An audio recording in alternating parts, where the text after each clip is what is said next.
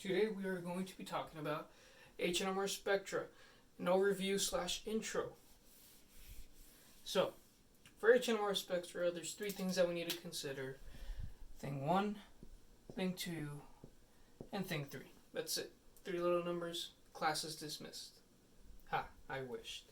So, thing 1 refers to the chemical environment or shift.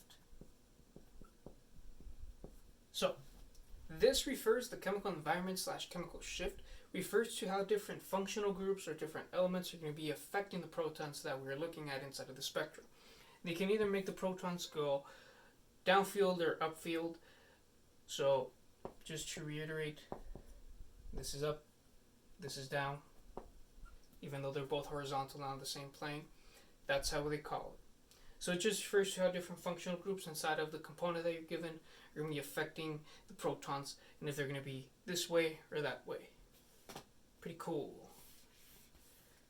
Number 2 is going to be the integration. And integration refers, just like in calculus, the area under a curve. Unlike calculus, you don't have to cry to bed every night, throw up, and curl up into a fetus position because you don't have to do any integrals. You're only counting. It just refers to the signals that are going to be repeated over and over and over again for one of the readings that you're going to have. So the more times it is repeated, the higher the reading is going to be, the bigger the signal is going to look like, the higher the integration is going to be. So that just means that when you have your HNMR, some signals are going to look teeny tiny like that, and others are going to look ginormous like that. That's what the integration refers to. And then finally, we have the splitting. I was going to make a divorce joke, but I feel like that's over the top, so I'm not going to make it. So splitting refers to how many, literally just how many, ways it's going to be splitting when you see that reading on the HNMR. So it could be either 3, it could be 2, it could be 1, it could be 4, or something like that. So the splitting just refers to the amount of times that frequency is going to be divided, and the splitting is affected by how many protons the reading that you're looking at in one specific place is surrounding it. So for this, I know that it's the n+1 rule. So pretty much n is the number of protons or hydrogens that are around what you're looking at in one specific area. You're just going to add 1 to it, and that's going to determine if it's going to be, a singlet, a doublet, a triplet, or a quartet. So that's it for NMR. A really quick example before I leave you. Let's say we are given this formula, or not this formula, this structure right here.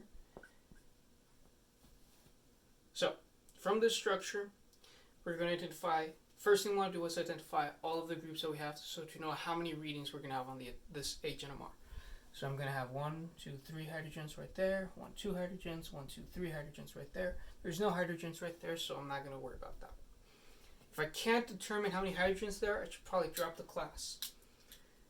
But I do, so I haven't.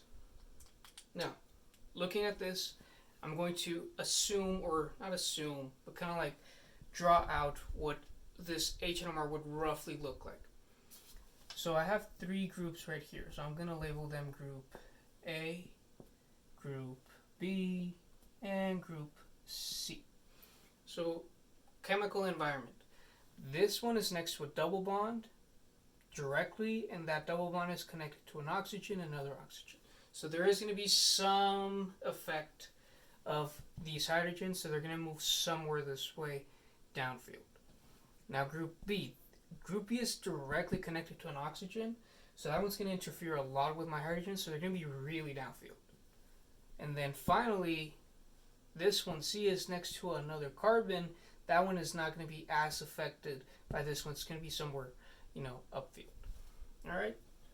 So I'm going to not use exact numbers. I'm just going to kind of place them right here, because if I use exact numbers, I'm just going to make a fool of myself, and there's no fooling you, Dr. MAIO. So, first one right here I have, nothing is there. So since there is nothing, I can now start my splitting. For my splitting, I see that there is no hydrogens next to it, so 0 plus 1 is 1. So I'm going to have a singlet. And that was math right there. Now, group B, it's next to 3 different hydrogens, so that means that I'm going to add 1 plus 3, that's 4. More math. I'm good at it for now.